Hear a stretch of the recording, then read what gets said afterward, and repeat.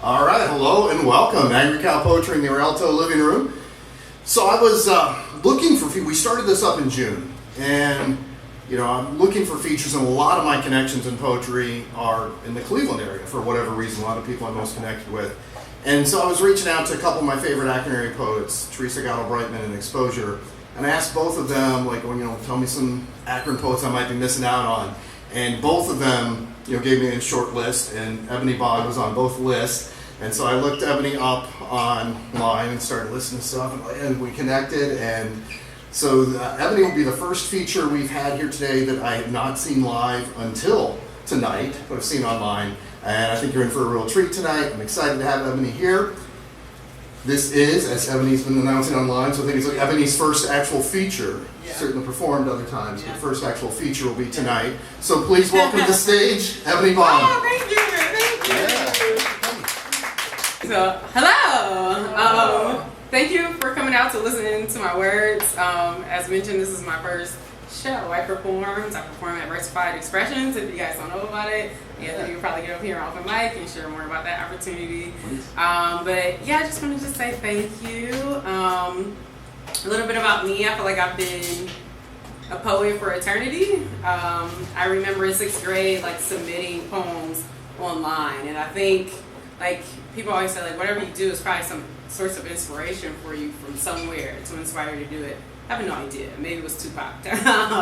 So yeah, I love poetry. It's how I build a relationship with myself, and so I'm really just here to share my relationship with myself with you all today.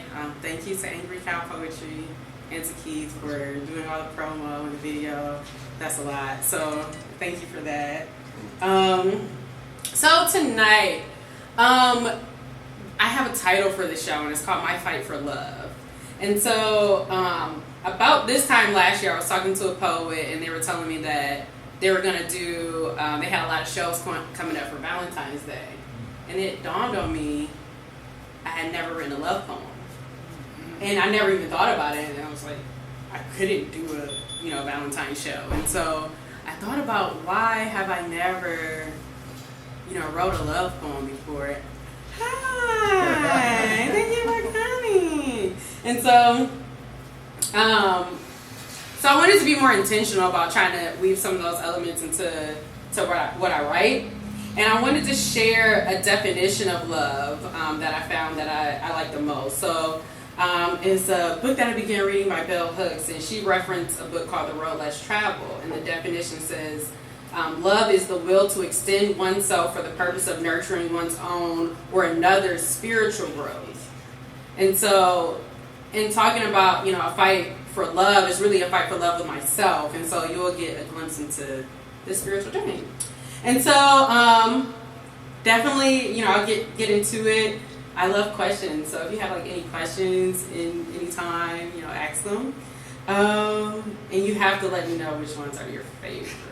So most of these I've never performed, so I'll be reading them. Some of them I know by heart, but awesome. Yeah. So this first poem I call Unboxing Resonance, and so there is a theory in the fundamentals of mechanical vibrations that every system or material has its own inherent frequency, and when it's matched with an external force of a similar frequency, you have resonance. And so this poem's called Unboxing Resonance. It's kind of like, why do I write poetry? So who are you without authentic expression? Who are you without solitude and reflection? A manifestation of others' perceptions? Mechanic behavior so dreadfully calculated? Canvas on a gray scale? Zombies in a colorless hell? Who are you if you're always doing what you should do? This art is my practice of doing what I would do. Saying what I would say, praying what I would pray, dancing how I would dance, pressing how I would pray, standing how I would stand, thinking what I would think, feeling what I would feel, being who I would be. You're right.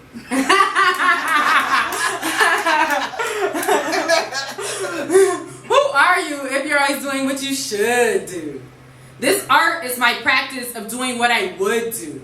Saying what I would say, praying what I would pray, dancing how I would dance, pressing how I would press, standing how I would stand, thinking what I would think, feeling what I would feel, being who I would be, which is who I am and who I want to be.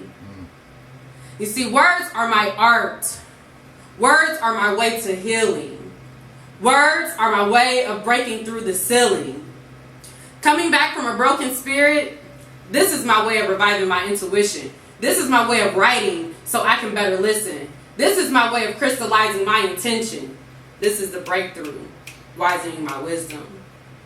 You see, words are my anchor. Movement is my liberation. Sound is the essence. And music is my first love. My lived experiences are my subject. Paying attention to the in-spirit of inspiration, offering reflections. My hopes and identity are the objects of my attention. A tool for personal development. Picture this. Walking my own path, inspiring my own story, reconciling my future and my past. Welcome to my show. Yeah.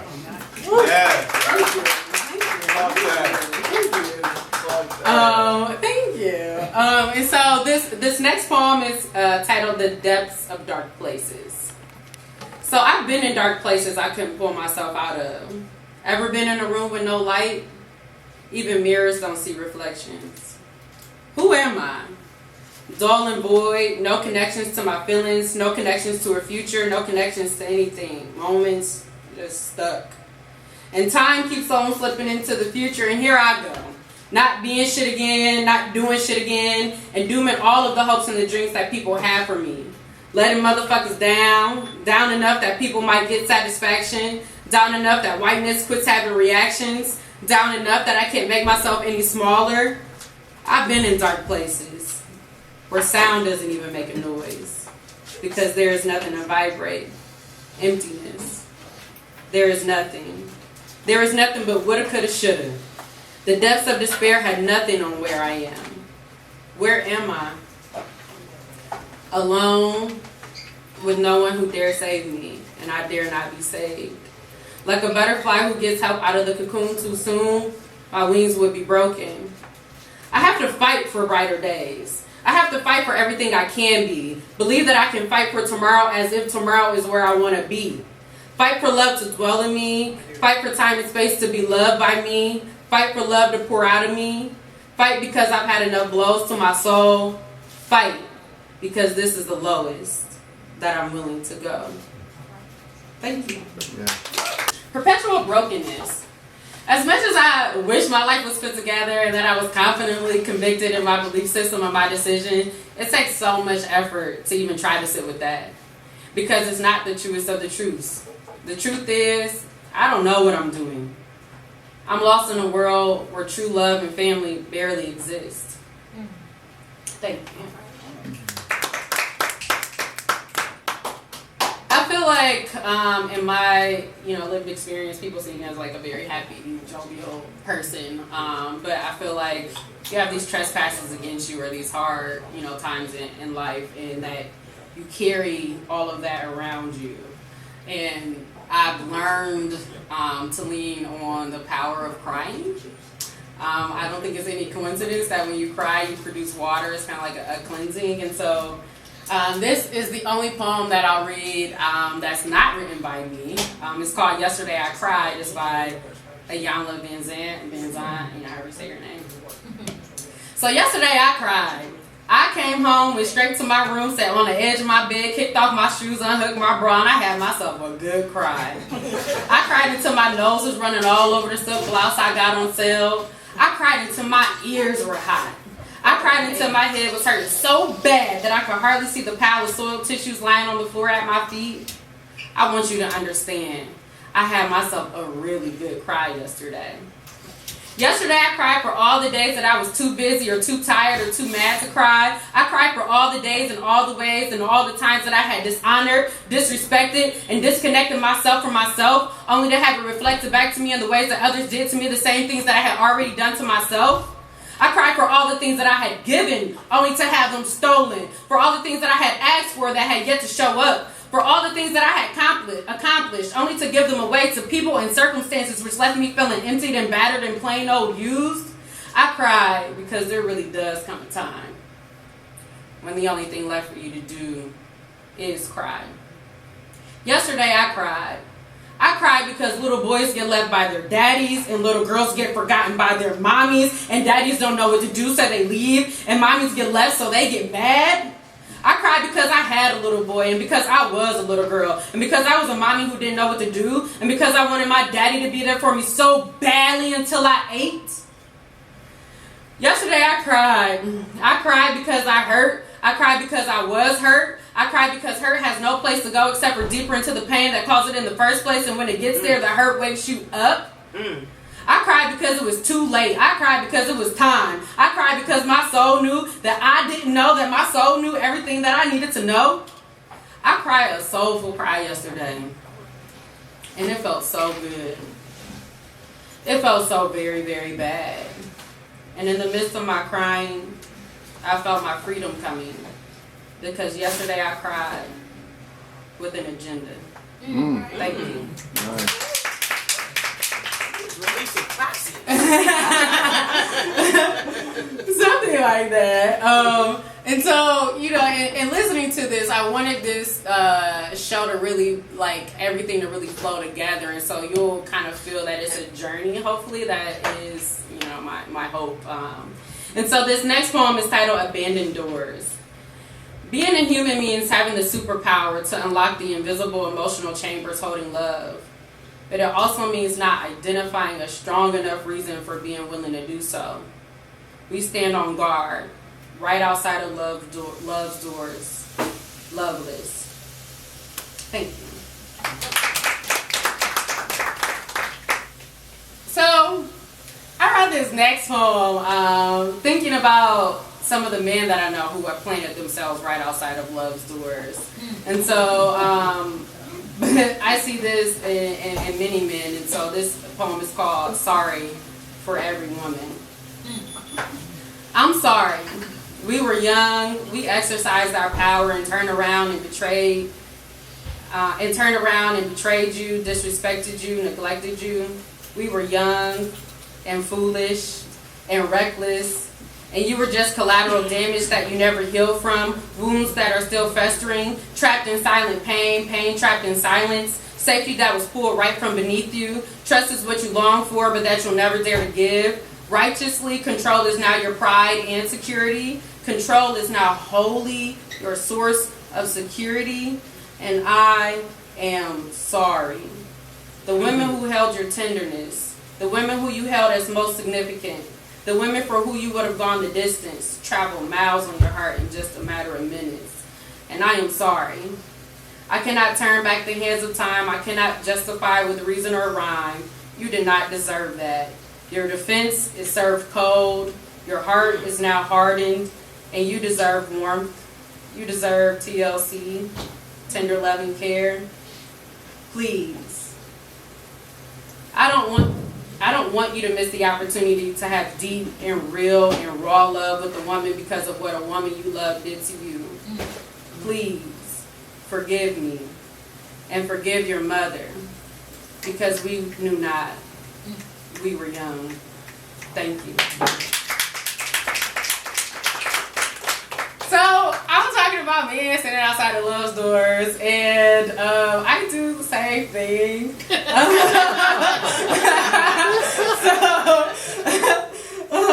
So you know, I stand right outside of them trying to like make trades, you know, to find my way in. So this next one I called For Sale, and you know, my friends that you know have talked about, I just have this feeling like I'm for sale or something.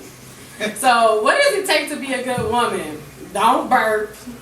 But, am I fashionable enough? Am I slim enough? Am I curvy enough? Is my skin clear enough? Am I photographable? Am I successful enough? Am I too ambitious? Do I need a man enough? Do I not need him enough? Am I forthright enough? Am I reserved enough? Am I mysterious enough? Why buy the cow?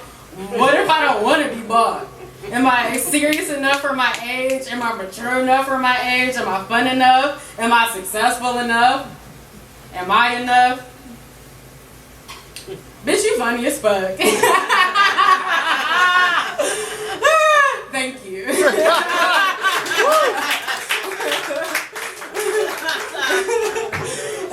So with that being said, I think it's incredibly important affirm yourself, and I find, I do that a lot with poetry, because the things I was talking about, am I enough? Those really aren't, my worries. And so this next poem I consider like one of my signature poems. I wrote this back in 2016, and the first time I actually performed it was at Versified Expressions. And so I was just in a place where I knew I needed something to hold on to. Again, I mentioned words are my anchor. And so when I was writing it, it was supposed to be something for me, and then like kind of in the middle of writing it, I realized it was for all Ebonies. And so I, consider this a poem for Black women. And so this poem is called A Rhythm Like Ebony. Ebony, like the black keys on the piano. Something like a harmony, like a melody. Like the wood, strong and durable. Infinite like the universe. A pull like a black hole. A force that does work to increase and elevate the energy of the world. Ebony. A rhythm like ebony. Ebony essence. A soul like ebony.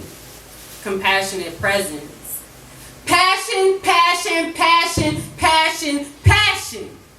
Extraordinary passion for my community, bond, better yet, a unity. I am ebony.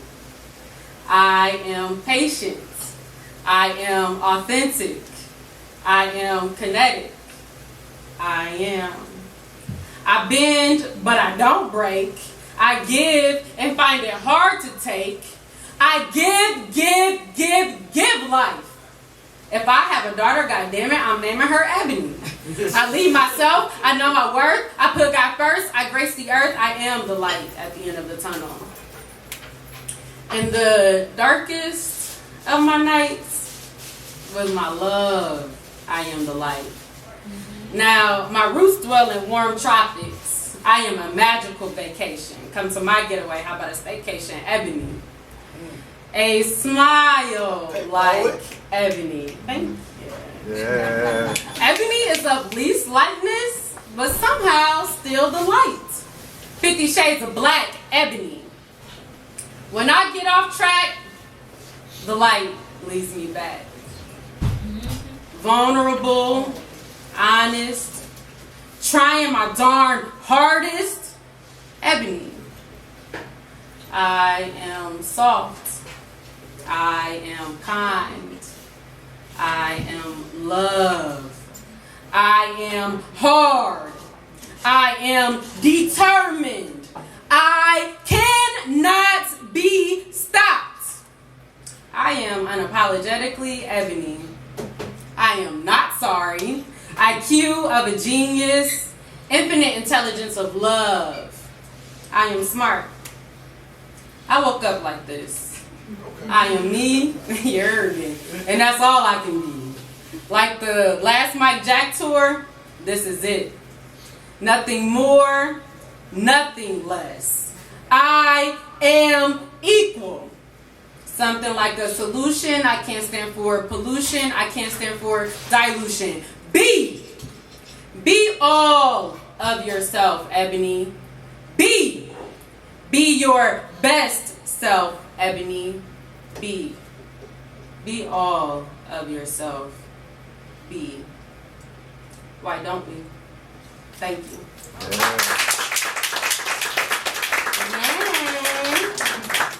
We'll scroll down because I knew that one. So I'm saying, be all of yourself. Why don't we? Be our best selves. Why don't we? And I think the title of this next poem is why, and it's titled Vulnerability. I never allowed myself to be vulnerable. I never even put myself on the battlefield to be exposed to attack. Too busy fighting battles within to further endanger myself like that. But vulnerability is where all the sweet tenderness of life is.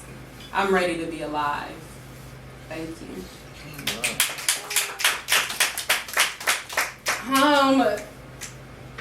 So I think in trying to put together this show or what I would perform, I had a different feeling than I ever have on anything that I creatively worked on. I couldn't put my finger on it, and it might be that vulnerability and, you know, feeling alive. I'm just like, I don't know why I feel so connected, you know, to the show.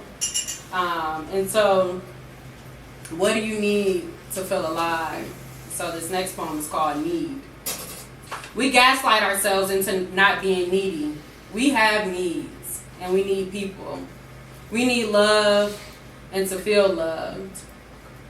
Sometimes acknowledging what you don't need is the acknowledgement of what you need.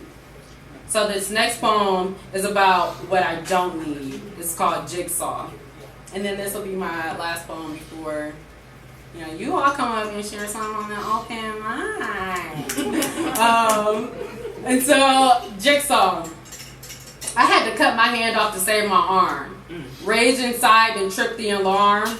Shouldn't avoid the sirens. Shouldn't avoid the crying. Tears held inside don't keep me warm. I do enjoy the laughs and the giggles. I do enjoy the fun of our riddle, but this game isn't fun anymore. This pain, I can't run anymore. My rain, where's the sun anymore?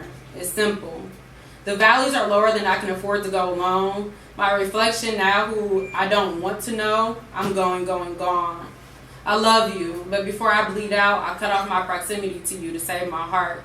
The separation is wrenching, but I don't want to look up one day and miss me. Okay. Thank you. And so, yeah, that's the first half. And then, you know, I think that side's a lot of the more like uncomfortable emotions. And then when I come back, it'll turn, you know, around, you know, on this, you know, journey of you know, love.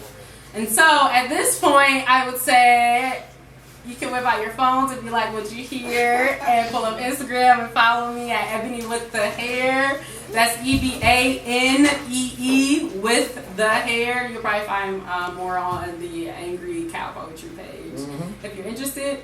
And then I would like to do a photo. So I'm going to turn around and take a selfie with you all, and then I'll, you know, give it back to Keith to, you know, introduce the open mic. I don't know if I'm good at this. I've never done it. Okay, wait. All right, 1, 2, 3. Woo. Okay. Thank you for listening. Yay. Did you hear her say at the beginning this is her first feature? I think that's long overdue. Another hand for EbaNee Bond. Thank you. Wow. It's an honor to no longer have to say I've never heard you live. That's for the pleasure. We're in a minute. We're going to do a break before the open mic, but we have one poet I'm going to bring up first if you're still willing and have the time. So next month's feature is Avery Lamar Pope, who's not here tonight, but is an amazing poet. Come back next month as well, first Wednesday of every month. But the month after that, in April, our featured poet is sitting over there, Shaneen A. Harris, and she's going to bless the mic for a little taste here. You get one piece tonight, I think, before. Thank you. Yeah, it's coming. Oh my gosh. First of all. Thank you. Oh my goodness. We have history. As long as she's making me feel a little aged, but that's okay. You're not alone. Wow. So I originally was looking for one poem to do because I wasn't expecting to be up here tonight. So I just found the first one that came up on my phone, so y'all bear with me. And this one means a lot because I grew up on Wildwood and went to Firestone. Okay. And I haven't. But there was a friend of mine that went to high school with me who struggled with drug addiction. And one day when I was coming out my house and he was walking down the street, he walks up to me and he says, "Shaneen, you know what? You ain't nothing but an educated ghetto girl."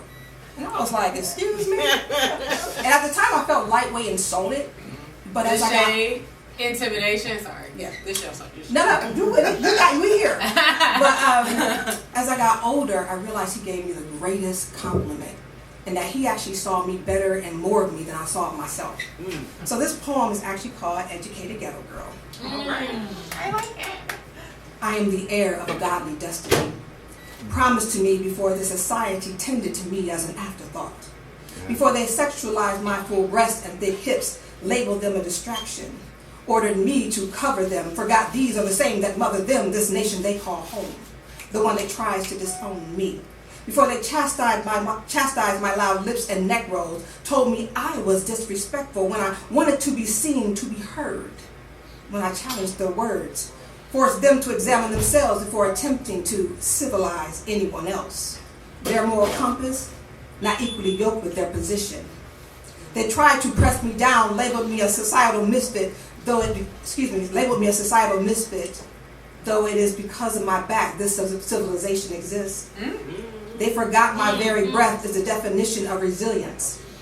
I am an ebony queen, the original, most replicated human being, still the epitome of every nation's dream, whether in Africa, America, or in my neighborhood. I am the one that has endured and has withstood the pressing in the small of my spine. The crushing that made others crumble, for me, was only a momentary stumble. So many attempts at defining, redefining, undefining again and again, only to discover perfection is unalterable, not a condition of cultural norms, societal laws, regulations, not cultivated by an unbiased education. I am rare, but common. Most only know their death as a comparison to me. I am an individual, yet a collective, refined through my adversity, rooted within a community that gives me commonality. I am an enigma of light in this shadowed world. I am an educated ghetto girl.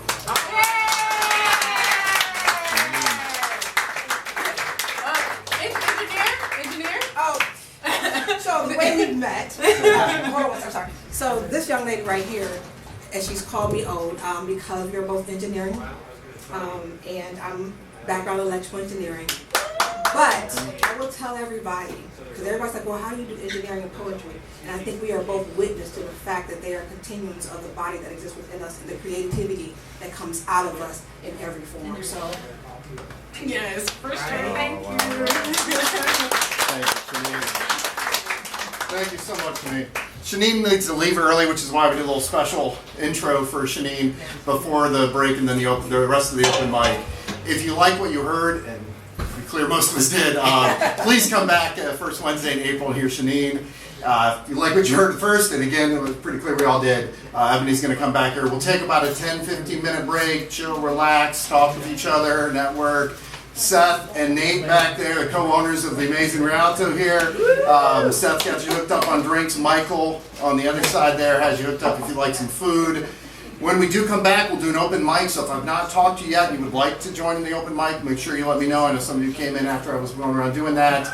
Danielle did request, it's my birthday month, and Angry Cow Poetry really started with me doing poetry in literally a cow suit. And Danielle's like, next month, bring the cow suit back. I've not worn the cow suit in a while, so I do have it with me. So if you see a cow suit out later, you can blame Danielle. Thanks for being here tonight. Take about 10 minutes to relax, get food, enjoy. I cannot walk or see in the head. Anthony, who every single Tuesday night has poetry going in Akron, runs a great event here, is going to bless the mic because Anthony can't stay long. So please give a nice warm welcome to Anthony. Everybody good? Yeah. So I'm typically the love poet, so I'll give y'all the first poem I wrote to perform, called What is Love?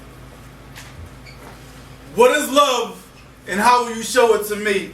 If I tell you I love you, is that the only way you'll say it back to me? Well, love is an action, not a word to be defined, and if you were to define it, what words would you have in mind? How would you identify the love between you and Diane? Is it love or just a strong feeling? Men and women misconstrue the concept of what love should be. Women consider love to be you buying them diamond tennis bracelets for their birthday, taking them out to movies and dinner, making sure they eat as well as being entertained. Women consider love to be you by walking through the car dealership going half on a new whip. Me, I consider love to be us walking through the park holding hands, and when we kiss, the spark that ignites. I consider love to be me calling off of work just last week because you're at home with the flu. That's something that lovers do. I want to stay home and take care of you, feed you chicken noodle soup, orange juice, and ginger ale until you're well. Love is me considered getting up at 6 a.m. knowing I don't have to be to work at 10, but because you have to be to work at 8, I'm up shoveling your snow. Love could be a different thing for a few of us. Love for me is like poetic justice, and I just want to be lucky enough to be with you, enjoying the meal. Love is you going ahead and cleaning my nails, making sure that they're good to go as we sit out there and just have a little conversation. That was beautiful between Tupac and Janet inside that scene. Love could be a couple different things, but I've shown you all the ways I've showed love to you. One question is, how will you show it to me? What is love? Thank you. All right. Anthony, you want to talk about your event a little bit? Yeah. If you don't mind. I got you. You got a nice audience here. Let them know what else cool is going on. So every Tuesday I have an open mic poetry night. Been doing it in the city for the last 12 years. For 7, been owning my own business. But for 13 years, I've been putting on a big event at the Italian Center on the north side. Biggest we've had crowd-wise was 220. They shut us down after that, told us we can't have that many people inside that facility again. It's too packed. But I try to throw 4 events a year, bringing in poets from Cleveland, Columbus, Cincinnati, Dayton, New York, California, Dayton, Mansfield. We've had a little bit of everybody. The only problem I'm having is who don't you have up next, and blending the performers so you have it where it just escalates and it's just fire. So I went last year and started doing a once a month event so that way I can reach out to more performers. Right now, I'm focusing on getting a team together and pushing everybody out there. I've been having a publishing company for 13 years and only published 4 books. 4 artists that I believed in, pushed them out and got their books published, did 2 magazines, a CD. So right now I'm taking the time back after this event on the 18th and working on a poetry album with a lot of locals from the city. I'm working on a poetry magazine, and then I want to do a collective book with all the artists inside the city. So that's what my focus will be. So the 18th, we have an event. If you want me to flyer, just stop and let me know. I have a few of them inside my pocket. I try to keep them everywhere I go. But we have 2 openers. I have 4 features, and I have 4 spotlights. So when I do the events, it's 12 of the best artists you're going to get in one show. You have a different dialect, so if it's not me that you're going to enjoy, I have 11 other performers that's going to kill it for you. Somebody's going to talk on a subject that you need to be heard. Somebody's going to give you something that's going to touch your soul. Somebody's going to give you something that's going to make you just smile. Somebody's going to give you something that's like, damn, I hate they had to go through it. So it's just good for poets to go ahead and express themselves and me to be able to provide a stage for them to do such. So I thank y'all again and appreciate it. All right. Can I add something? And so in going to Versified Expressions, and Anthony always drawing a crowd every single Tuesday. But I think the biggest thing for me is sometimes you go spaces and you don't know whether or not you're going to be welcome or accepted. I can say Versified Expressions is a place where you will be accepted. You won't be judged. There'll always be a space for you. And so I appreciate the culture. And so I just wanted to add that. All right. Can I give them one more real quick? Yeah. This one is called, I got asked to do a community piece a while back. And this one is called, What Will You Live For? Yesterday I walked to the corner store with my son and seen 3 men standing outside talking about things they would die for. First one said he would die for his mother before he let another man disrespect her. Second one said he would die for his brother locked inside the pen. Other one said he would die for his jewelry and all of his bling. I walked past shaking my head as I laughed and went inside the store. One of the men stopped me and said, "What are you laughing at?" I said, "Give me 1 moment to go out here and shop with my son and I'll come back and converse with you." Went inside there showing my son the difference between Boston baked beans, lemon heads, and cherry heads. But me in Arizona, him, I get a juicy juice. We walked to the cashier to pay for everything. He noticed the bubblegum ball machine with jawbreakers in it, asked for the 50 cents for it. I gave it to him, just open. They don't knock a tooth loose. Now, we went outside after paying for everything, and the men are still talking about things they would die for. As I tried to sneak past, one of the men stopped me again and said, "Now can you tell me what you were laughing at?" I said, "For the man talking about dying for your mother, understand this. It's already too many mothers bearing their young. For the man talking about dying for your brother locked inside the pen, understand that you're not penning him letters of love. Let him know how his mother, brothers, sisters, sons, or daughters doing. Who else will? And you want to continue to put money on his books. You don't want him owing a brother a thing inside the pen. For the brother talking about dying for your jewelry and all of your bling. Come on now. It's 2023. We in a recession. Count your blessings. They're only asking you for material things. If you ain't gonna live for your brother, live for your mother. If you ain't gonna live for your mother, live for someone who looks up to you in a leadership way. Me, I live for my son. I don't care if he grew up to be a doctor, lawyer, teacher, or preacher, as long as he walks on his own 2 feet to provide for his family. Again, what will you live for? Me, I live for my son today. All right. Thank you. Appreciate y'all. All right, next we have Torrix coming up to the stage. Please welcome Torrix. Hi guys. So my name is Torrix. My pronouns are they, them, and this is my first time ever reading my poetry aloud to other people. So this is also stuff from back when I was like We're here for it. So the first one that I'm going to go with is called "You Upon My Back." 18 cents 45. I'm only 18 years old, but I feel like 45, and that's because I've grown up under mother's bloodshot eyes. She works 2 jobs and never has time for sleep. And so she piles her responsibility on me. I might not have a paying job, but my work is never done. Do laundry, watch the store, keep an eye on the kids so I can have some fun. Well, guess what, Mom? They aren't my kids. It isn't my store, and the clothes aren't all mine. I know you get tired, and I know you want to have fun, but I have a life, and I want to live it without you upon my back. So suck it up or make some changes, whichever one comes first. It doesn't really matter, but I can't live much longer with you upon my back. All right. This one's called Helping Hands. Mom gets mad because all I seem to do is hang with my friends. That's because I do. Talking to my mom just seems to aggravate all the things I hate. My only saving grace are the friends I hold so dear. They stand me up when I fall down. They give me the strength to move on in my life. That's why I miss them so much while they are gone.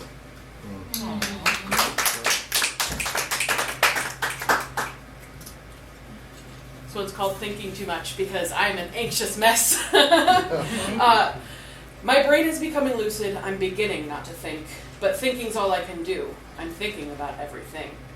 And how it's all a mess, and I'm sick of the messiness and wish it would just end. But it seems as if no matter what I do or think or say, the mess just gets worse, and refuses to go away. So, those are my darker ones, I would say, kind of at this point. And then this is the one that I absolutely love the most. It was published in a poetry book for young poets back when I was in high school. So it was really, really fun. This one's called Ode to My Obsession.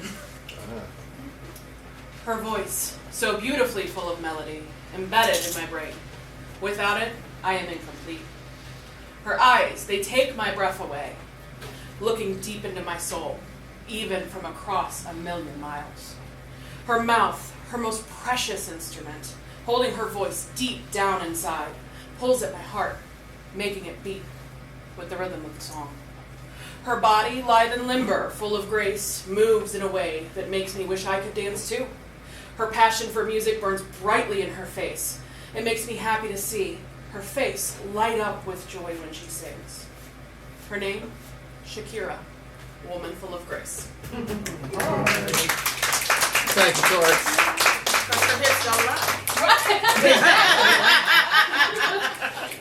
That is exactly what it is.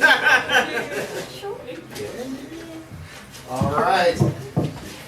Next to the stage, we have June's feature for Angry Cow Poetry in the Rialto Living Room. Please welcome Vision.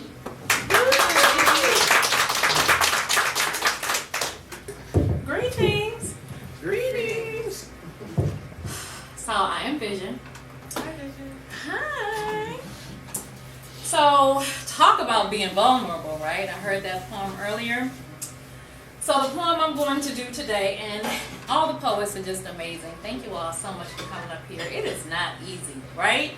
Mm-hmm. It's like a quality, you know? Yes. So, question. Okay. Does anybody know what a meet cute is? Mm-hmm. A who? A meet cute. Yeah. Yes. So it's like the moment in the movies where you're like, you drop something on the ground and the other person bends over, you bump heads, and then all of a sudden you fall in love, right? Oh, the Lifetime show? Yeah, the Lifetime. So this poem is called Waiting on My Meet Cute. And a lot of people don't know, like, I am a hopeless romantic. I'll say hopeful romantic because I write a lot of poems about the conditions of life and society, right? But behind this, you know, world community person, it's like, oh, I still believe in love, right? So this poem is called Meet Cute. Waiting to have my meet cute, to be more specific. I am still waiting to have my meet cute. Instead, my experiences have been more of a meet crazy. Meet weird, meet strange, meet wounded soul, meet broke, meet poor, meet mean, or meet lazy. I would like to have that moment in the grocery store, standing over in the produce aisle. And as I'm trying to see which avocado is ripest, our eyes meet and then arrives the uncontrollable smile. Or maybe he'll be my Amazon driver. And as I get my package and he asks me to sign. And as he hands me the pen and we can feel it right then, we're supposed to see each other another time.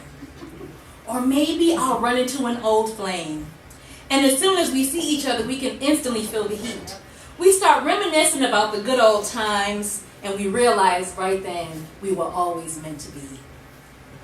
So as you can see, I kind of got this whole meet cute thing down packed. I mean, I've been practicing the whole thing in my mind.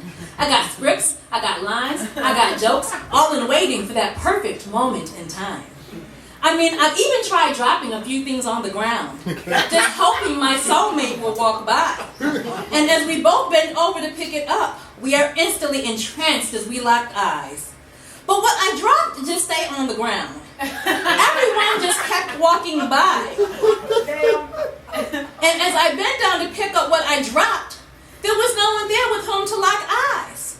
So could it be the movies have been lying? Feeding us these false moments of blissful amour?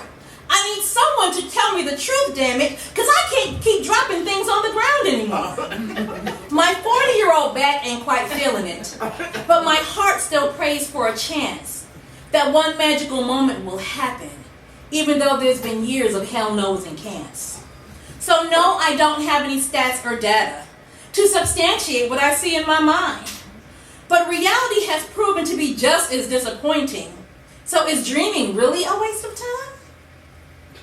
These dating streets are filled with so many potholes that can break the axle clean off of your heart. And then you're too wounded to even dream. And aren't dreams where all great things start? So I will continue to wait on my meet cute. I hope it gets here before I'm old and gray. And we meet at the senior center, wheeling down to bingo one day. And as he wins and he shouts, I got bingo! His dentures fly across the room into my hand. And as he flashes me the toothless grin, I know right then he's literally about to be my old man. And while I pray it doesn't take that long, maybe I can come out of dream world just a little bit more. And be open to engaging with real life humans on purpose instead of just dropping random things on the floor. But I'm still open to a good old meet cute. I mean, how awesome would that be? How will true love manifest for me? I guess we'll have to wait and see. Thank you.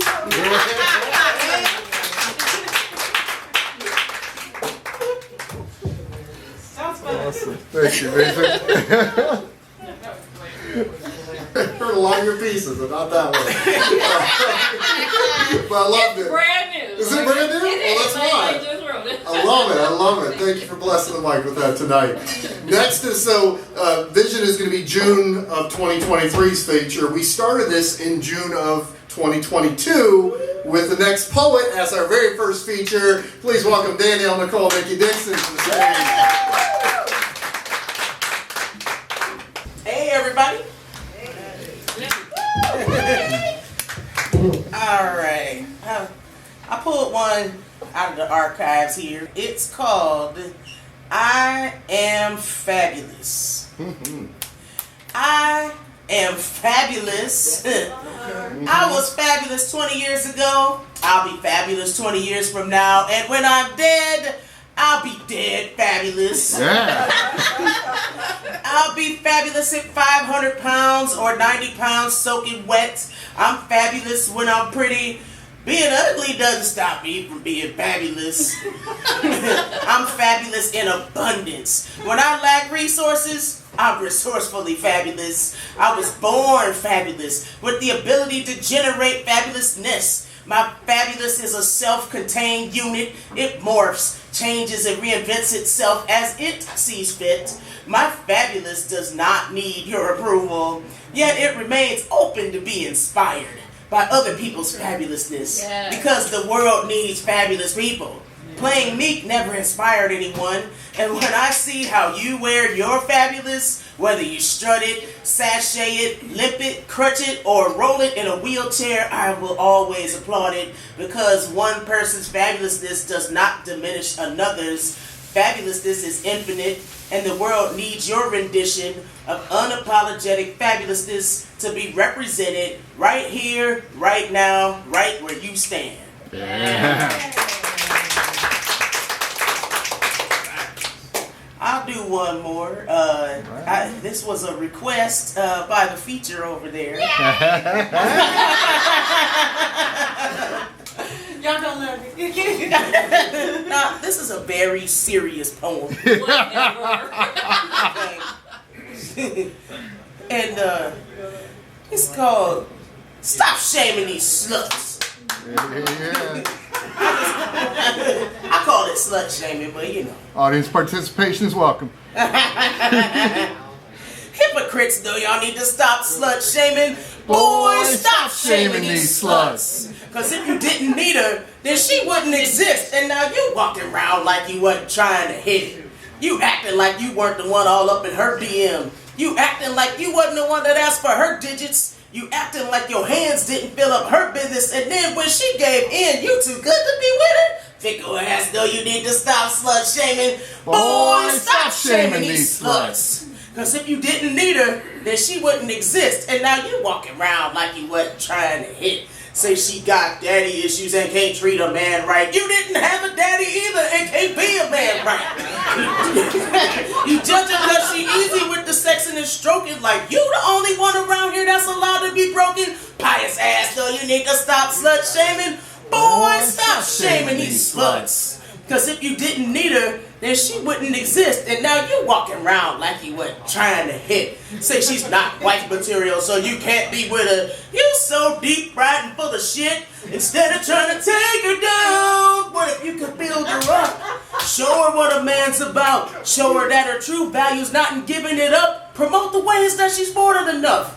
But if you've ever had the benefit of getting serviced by a slut, do yourself a favor, son, and keep your big mouth shut. You threw up the bat signal and a slut flew in. Gave you pleasure that no other girl was trying to give. But paper ass, though, you need to stop slut shaming. Boys, stop shaming these sluts. Because if you didn't need her, then she wouldn't exist. And now you're walking around like you wasn't trying to hit. Say you want a good woman, but you're not a good man. Trying to hold her up to standards you don't hold for yourself. You know you went with the slut because she giving it up.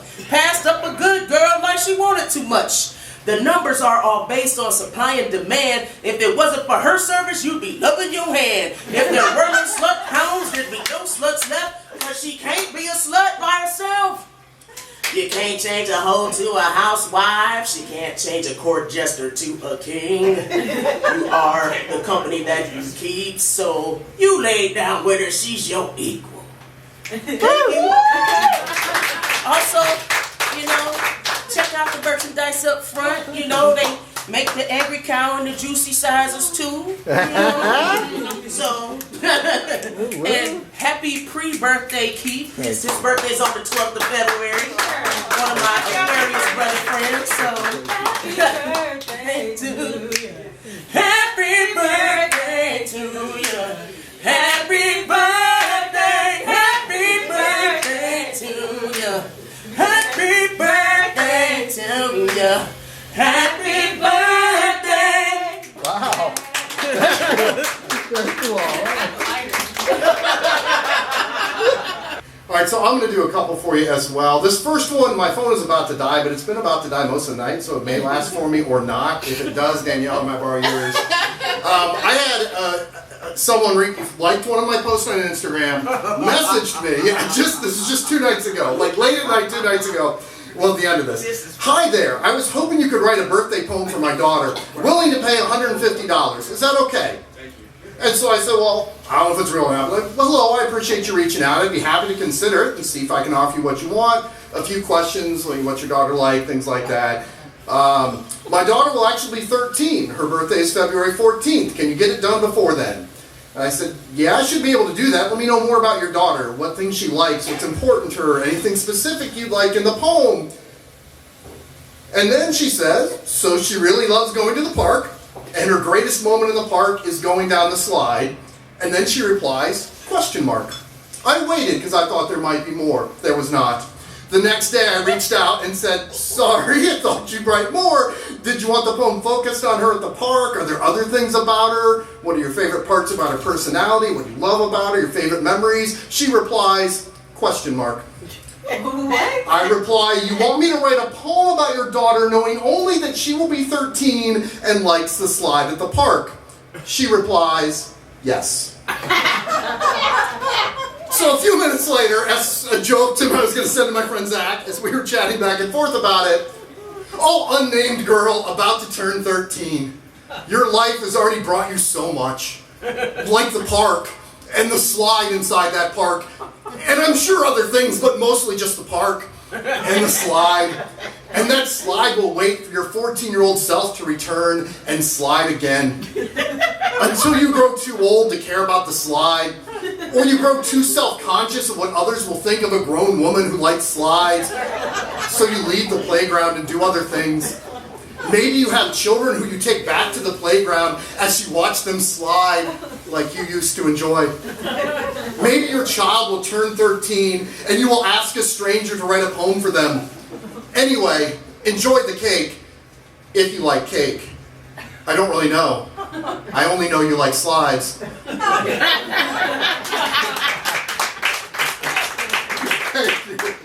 it ended up being, more fun than I expected. I did share it back with her. I've not gotten a reply. Did she give you the money first? No money. But I wrote that for me at that point in time. I figured she wasn't going to like it, but I liked it. And I thought it might point out how ridiculous that was for a request of her. So, all right, so I'm in a cow suit, so I'll do 2 pieces, and then we'll bring our feature back up for the night.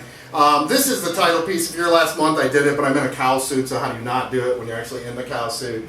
So the title piece, The Angry Cow. I meant to go over some of these earlier today, and then you have those days where your day just totally goes awry from how you expected, and any extra time you thought you had is suddenly gone. So, Happy cows, are you fucking nuts? You take our babies, you spill their guts, you drink the food we create for them, and when that shit slows, you make us pregnant again. And you take that baby, and the next one too. Then soon enough, we're not profitable for you. There ain't no retirement in happy cow land. You slit our throats. Call it consumer demand. Now that's fucked up. But you don't stop there. You pile on lies to hide the despair. Cows give us milk. Bitch, please, fuck you. It isn't a gift when it's stolen from you. Humanely raised. Well, isn't that sweet? As you cut us apart while we hang from our feet. We need calcium. Try chewing some greens. Leave me alone. Eat your goddamn beans. Vegetables are yucky. Boo fucking who? So you take my baby, then you eat me too? You do this to us time and again. Then you draw a picture of me with a big old grin. You put our slaughtered bodies on top of our plates, and you expect me to have a smile on your face? I'm the angry cow. What's this happy horse shit? You want to eat me and think I'm okay with it? I'm the angry cow. I'm tired of your lies. I'm tired of being served with a bucket of fries. I'm the angry cow. I'm back for more. Cause you see my titties? And you want to pour male milk at 38? Damn, your infancy is running late. I'm the angry cow. You would be too if they looked at you and wanted to chew. Happy cows, you made that shit up to ease your guilt at slicing us up Thank you. I like the poem, but I'm a student. You like the poem, the what? I like the poem, but I'm a student. Yeah, I understand. We do that, but at least not pretend they're happy about it, all right? Because they're not. Right. All right, I'm gonna give you one more piece from the Angry Cow. This is newer than when I was doing the suit, but it's one I knew. At least I think I know without having to look it up. So I had on Instagram, I'm Angry Cow Poetry. I'm pretty much everything I'm Angry Cow Poetry. And I had a rancher reach out to me and like tagged me in his video. Like he responded to mine, and then he later tagged me in his video, and so I responded. To the rancher who tagged me in his video asking if his cows looked unhappy, I responded, show me a video of their slaughter and we'll see. Footage never arriving. An abusive boyfriend can always find a photo of her smile. Can always pick the moments when she doesn't see the danger in his eyes, the times when his touch was gentle. The calms before the storm. The illusion of happiness easily digested. A photo of the wall before the fist smashes the plaster. A photo of the cow before the bolt smashes the brain. Before the screams. Before the blood. Before the silence we all knew was coming. Thank you. Appreciate that. Thank you so much. And with that, please welcome back to the stage, EbaNee Bond.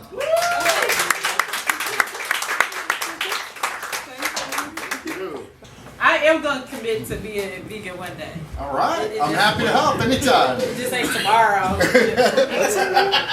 But I planted the seed in my head, and I usually deliver on what I said. All right. So, look at that. I know. Look at me being a poet. Okay. Okay, so as I mentioned earlier, I'm going to try to like turn things around this little, journey. And so my next poem has I talked about the first half having uncomfortable feelings. And so this next poem is a solution for uncomfortable feelings. It's called Antidote. Sometimes when I'm stressed or worried or ruminating, I need to pause. I need to pray. Prayer brings calm, steadies the flow. Prayer is a perfect antidote to chaos. Thank you. Sometimes the chaos isn't just in our physical world. Sometimes it could be in the title of this next poem called The World Wide Web. And so who really controls the soul of the internet? The collective consciousness that I witness at the tips of my fingers causing effects to linger on the download is a glitch. I remember when I last went within and out of the web of the world downloading faith. Lord assist me, Lord assist me, Lord assist me. I know you with me, know you with me, know you with me. Nothing is missing, you have blessed me with everything. I am a witness, my confession is a song I sing. I sing because I'm happy. I sing because I'm free. And every time I'm humming, I can feel you live in me. Thank you. All right. And so, in thinking about all of the chaos and all the, the heavy things, this next poem is called Remember. When life has been a terror for years later, you must remember what you loved. How you loved cooking, thoughtful gifts, birds chirping, new music. It's as if you loved life and it loved you. As if life lived you and you lived it. Love dwelled. Remember? Life has been hard on you. It hasn't been jovial. It hasn't been inspired. Please, glimpse into. Remember when you were loved. Thank you. And so, I talked at the beginning about the realization that I had never, written a love poem, and the first time was in, October, and I feel like, for me, a lot of the conversations with myself haven't been about looking for love. It has been about trying to feel it from within. And so this next poem is called Look for Her. I don't want to look for him. I want to look for her. I want to find her calm, balanced. I want to find her inspired. I want to find her climbing. I want to find her lifting and doing those damn chest press. I want to see her feeling refreshed. I want to see her confess, wow, that meal was amazing. I want to see her safe. I want to see her congratulating. I want to and will see her. Thank you. And so I think that, you know, when we talk about love, there's all this focus on like romantic love. And I think that we should honor our friendships just as equally as we weigh, you know, the desire for, you know, romantic love. Shout out to my friends who have come here tonight. And so, you know, when you think about, you know, love and even on the quest for romantic love, even, you know, you could wait a lifetime, but there are people in your life who are holding, you know, your hand and walking through life with you. And so this next poem is called Holding Hands. See where the love is, never where it isn't. See where the support is, never where it's missing. Feel where the vibe is, let your gut listen. No need for eyes and vision, no need for words and lipping. No competition, no deficits, no comparisons, just what it is. I lend an ear, you lend an ear, elevating where our spirit is. I lend a heart, you lend a heart. No confusion here, it's intentional. This love here is biblical, it's African, it's spiritual. We're climbing up the mountain, coming for the mountain tops. We're lifted and we're rising, our momentum, it won't stop. I pray for you, you pray for me, my shoulder, I'm your rock. I'll walk with you, you walk with me, this love, it can't be bought. I'll call you my family, we're bonded, yeah, we're strong. Love will never forsake me, yeah, this truth was all along. We're going on a journey and we're walking our own paths. We'll create the future and appreciate the past. Where we go, we know that without spirit, it won't last. We're prayerful and we're thankful for each and every single thing we have, and that's each other. Thank you. But sometimes what I need, friendships can't get me.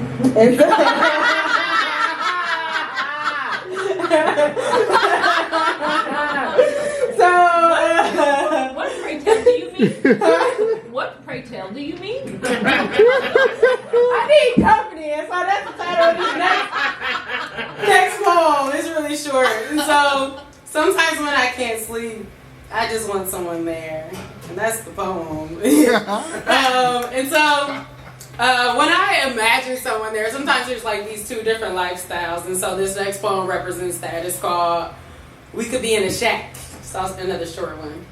We could be in a shack, making poetry, sweating, exploring the outdoors just before sunrise. We could be in a city, giving pitches, doing business, bending capitalism our way with the sunrise. We are magic. We could be good mornings. Thank you. So I think it's one thing to imagine what you want, and it's another thing to go after it. And so this next poem is titled Afraid to Dive. This is the last time I'll be in this situation. It feels like I'm afraid to dive. It feels like I'm at the edge of a vast, dark ocean, and I'm afraid to jump in. I've never swum before, and I'm not even aware that swim is what I'm supposed to do. Thank you. Which is very scary. Like, I have no idea how to even navigate, you know, this unknown space. And so, this next poem, so I feel like men control the narrative when it comes to like dating, you know, or actually trying to build a relationship.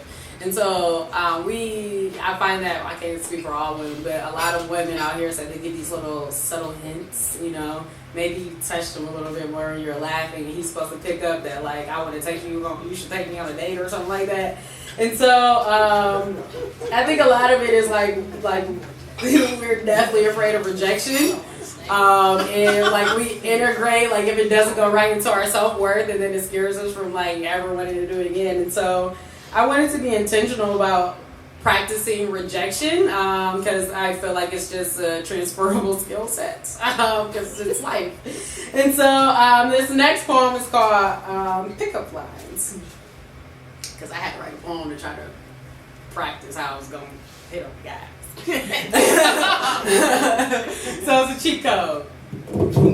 So I'm feeling your music. I'm feeling your confidence. I'm feeling the way you handle dollars and sensuality. I'm feeling your thoughtfulness. I'm feeling your intention, not to mention the way the sun glistens on the concaves of your cheeks. I'm feeling your sense of adventure. Imagine us having a great time. No roles that need to define, no pressure because if it aligns, I'm going to take what's mine because it's yours. I'm feeling the way that you take care of yourself and others. I'm feeling the pride that resides deep down on the inside of your baby mother. Even if one day she happens to be me. I'm feeling the way that time and timelines don't exist. A vibe so attractive, there's no way we can resist. And I could go on, but I'm curious. And I'm feeling you. And I was wondering if we can hang out sometime. Thank you. I'm proud of Alicia Keys with the hot chocolate. Hey, it's Alicia, the waitress from the coffee house on the corner at 34th and Lennox. So this next poem, I originally had different intentions for that poem, but I'm not that brave, and so I switched it up. So this poem is kind of like a guided meditation, so I'm going to ask for your participation. I switched it up because I ain't that bold. So this poem is really about bringing what you want into the world, and so I'm going to act like I feel comfortable doing this. And so again, it's a guided meditation. So I would like for you to close your eyes. Slowly take a deep breath in and out.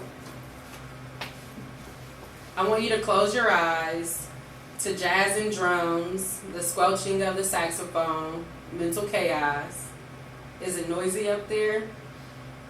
Relax. Breathe in. Relax your shoulders. Breathe out. Breathe in. Relax the space between your eyebrows.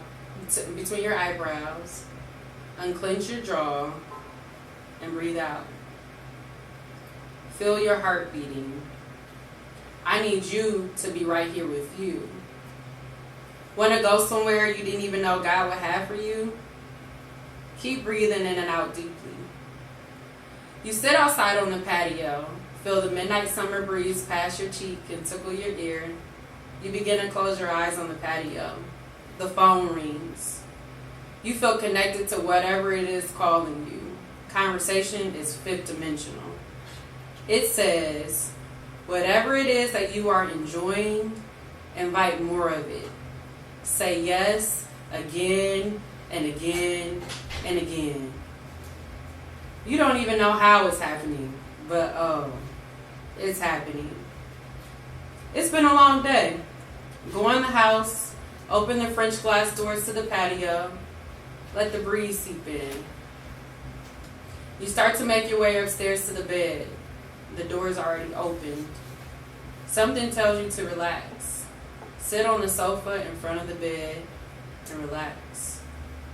You close your eyes on the sofa tonight and relax. Someone is knocking on the door, but right when you go to open it, they somehow already had a key. They are here to guide you and walk with you on your spiritual journey. Let's use our imagination to get what we want. Let's close our eyes. You still breathing in and out? When do you feel clean? When do you feel passion? Sometimes when you rise a flame, you have to fan it like a fire for it to grow. Let me show you what it means to have a good time.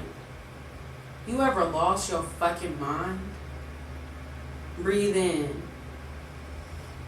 Breathe out. Do you know how to go with the flow? Your eyes still closed? Relax. Imagine your internal eye that feels, paces, going to all of the places in your body that you want to feel good. Take your time. Think about it and see it. Where do you want it to feel good? It feels so amazing. Do you like it? Say yes. That's what it's like right before you're about to bring a dream into the world. Can you dream better now? Some journeys are fast, some are slow. Can we go slow and enjoy the ride? You the eye of the hurricane, you're the eye. Can you feel your heart beating like a drum? Celebrations for what you got right, guidance to euphoria. I hope you can interpret the whispers, guidance to bliss. Surrender to the lights. Lights on. Wake up, surrender, be open to love, and rise to the occasion. You can open your eyes now. Thank you.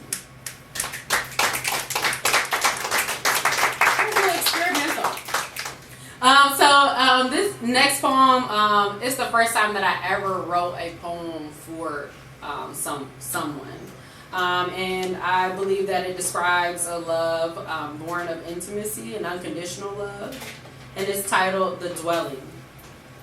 Sweet baby, the amount of emotions I have dwelling and swelling in my chest for you, though in such a small cavity, I'm convinced could lift a whole mountain if it were endangering you. I have no idea how to be a mother. I feel ill-equipped to handle such a mighty uncertainty, but I'm confident that I will rise to the occasion. I will protect you.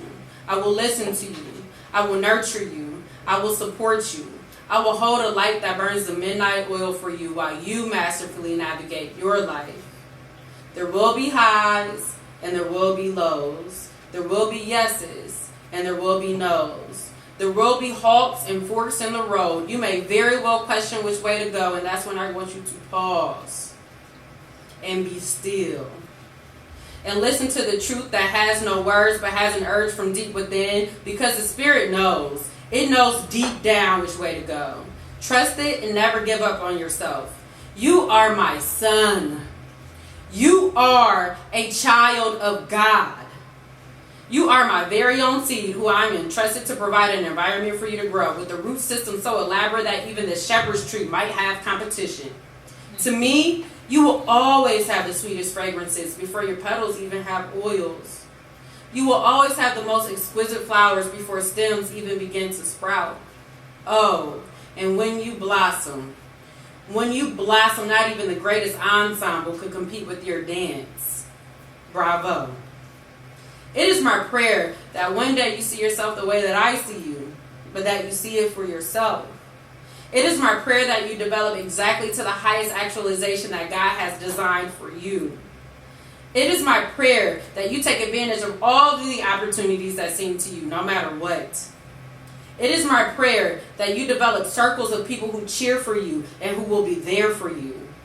It is my prayer that you never judge yourself for a mistake or given into vicious tempts against your sake, and that you know how to give yourself grace, because that is what it means to be human. It is my prayer that you know how to rest, how to feed your soul, how to be in communication with spirit and dwell in the care of God. It is my prayer that you know that you are wonderful and that there is nothing wrong with you the way that you are. Never question whether you are enough. You are amazing. It is my prayer that God anoints our relationship and gives me the strength and the fortitude to be your mother, and for me to also develop in the ways that I pray for God to help me to develop you. My family has loved me tremendously, and God has never taken his hands off of me. I pray to be your mother and to never lose me. God has also designed me for a special purpose, and there are also great things in store for me. You are my reason, my greatest blessing. And I am glad that God saw fit for this love that I have for you to dwell and grow in me. Thank you.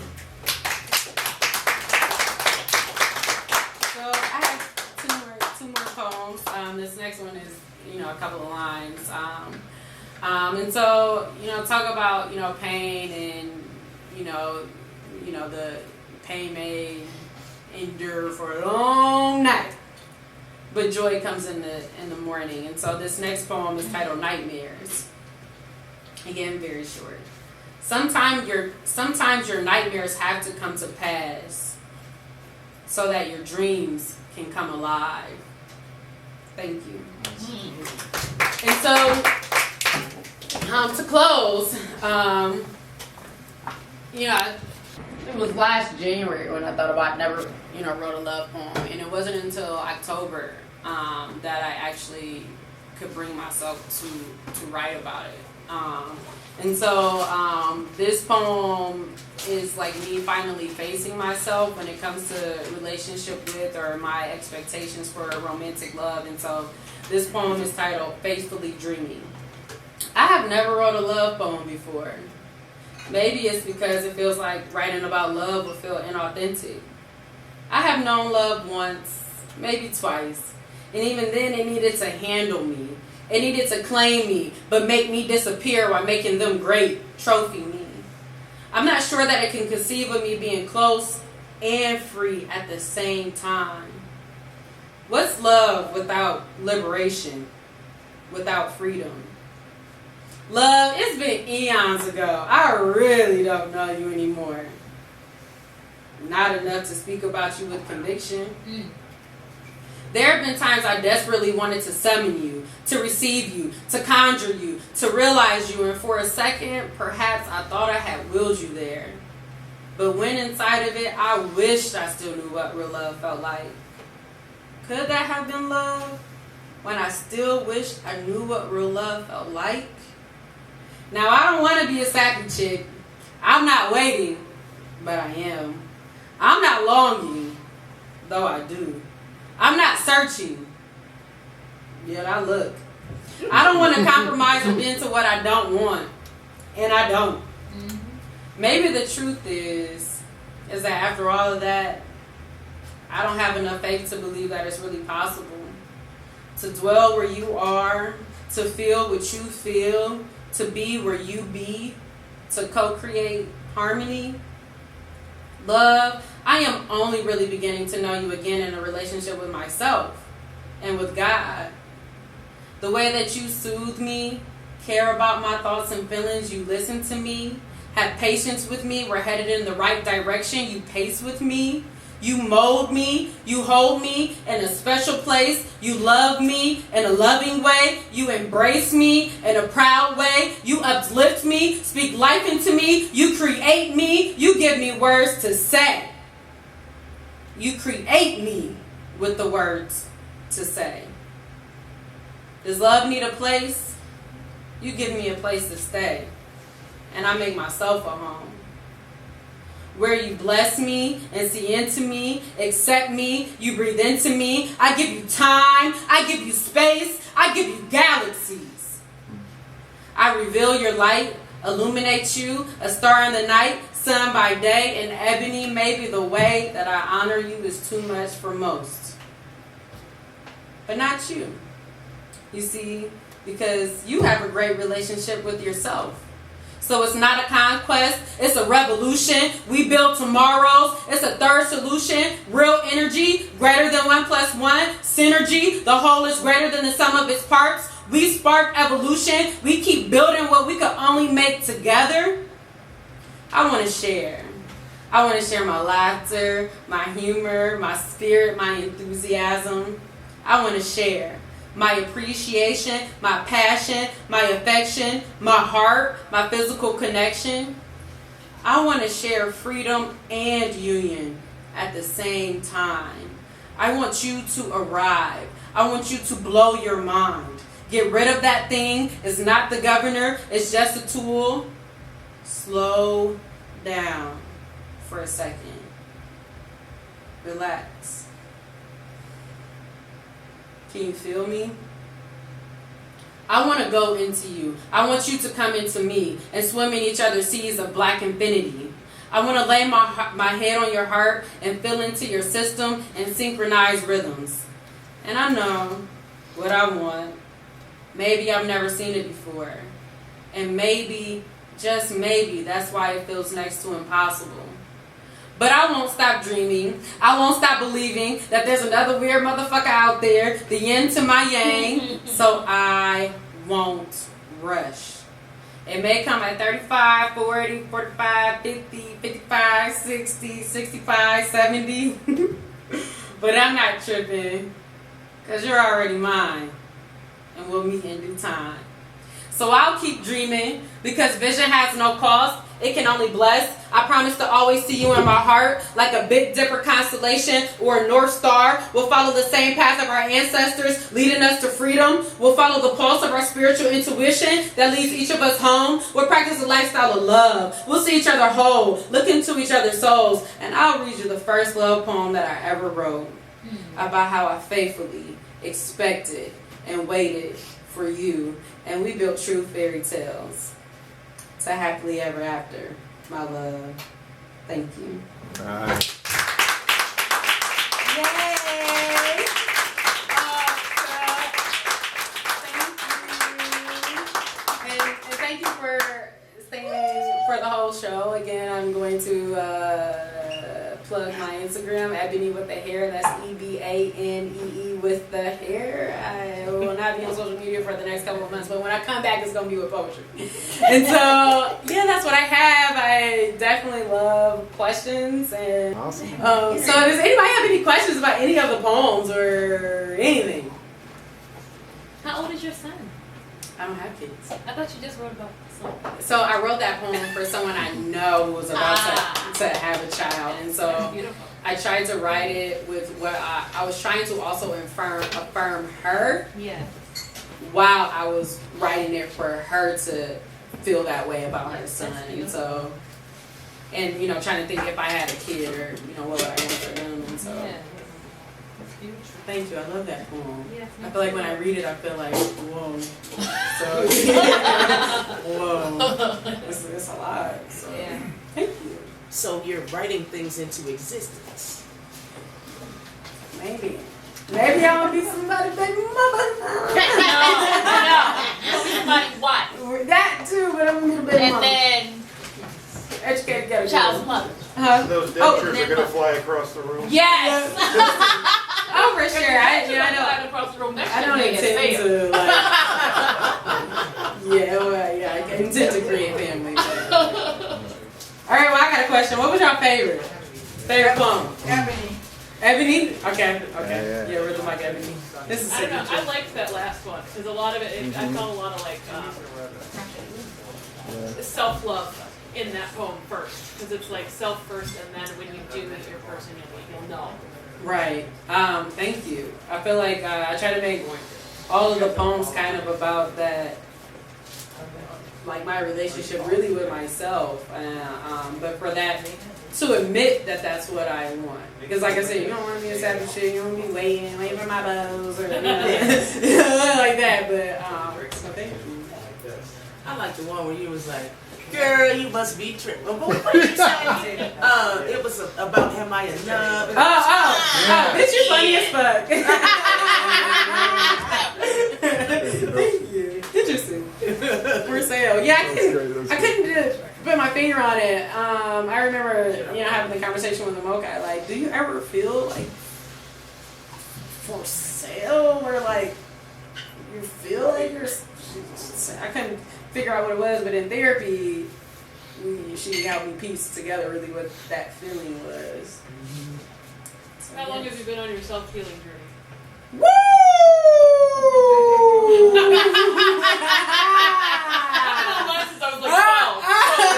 It sounds like it. God bless the children who. Thank you for sharing. I definitely understand. I mean, I have to raise my kids, but I understand having them try to. It's another story. So, healing journey. Ooh. Maybe I could tell you how long I was on the broken journey for maybe since 2014. And then when I realized that what it was with brokenness was probably not until 2020. The pandemic. I think that year hit everybody really hard. Yeah. For sure. Yeah, it was, And I said trying my darn hardest. I had just had so much of trying hard and felt like yesterday I cried for him. Yeah. Love that one. Any other favorites? I like the one that you started off talking about, like you had to behead yourself or cut something off, and it felt like it was about sacrifices you made. Jigsaw. Cutting off your Cut off your hands hand. so Yeah. to take your own. And I felt like it was unexpected to hear that. It wasn't something I was expecting you to say, and because of that, it kept my attention all the way through it. Oh, sweet. Yeah. Sweet. Thank you. Oh, different. I was trying to see if it was a consensus. No, because they were all good. Thank you. What about my friends? Do you have a favorite? Ebony, I like Ebony. Ebony's great. I like the ones, the 3 you did in a row about the man outside the door. Oh, you see a little renaissance I had going on here. Yeah. All right, well that's all I have. Thank you so much for staying.